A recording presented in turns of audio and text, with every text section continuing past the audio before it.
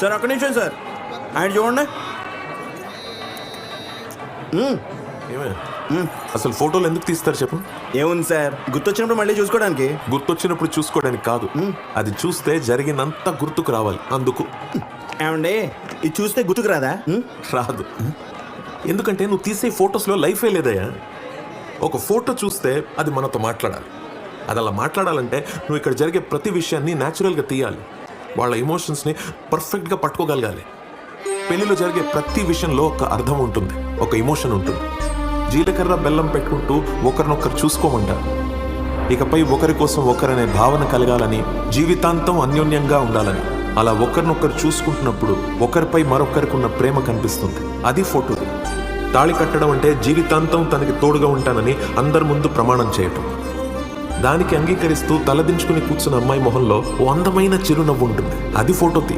పిల్లల తలరాత బాగుండాలని తలపై అక్షింతలు వేస్తూ మనస్ఫూర్తిగా ఆశీర్వదిస్తున్నప్పుడు ఆ తల్లిదండ్రుల కళ్ళలో గొప్ప ఆనందం కనిపిస్తుంది. అది ఫోటోది. అంతేకాని ప్రతిదానికి నీ వైపు చూడమంటే ఇంకేముంటుందయ్యా? సందర్భం ఏదైనా కానీ న్యాచురల్గా కాకుండా మనుషుల్ని కెమెరా వైపు తిప్పి ఫోటోలు తీస్తే అందులో వాళ్ళ మొహాలు మాత్రమే వస్తాయి, వాళ్ళ ఎమోషన్స్ రావు. గుర్తుపెట్టుకో.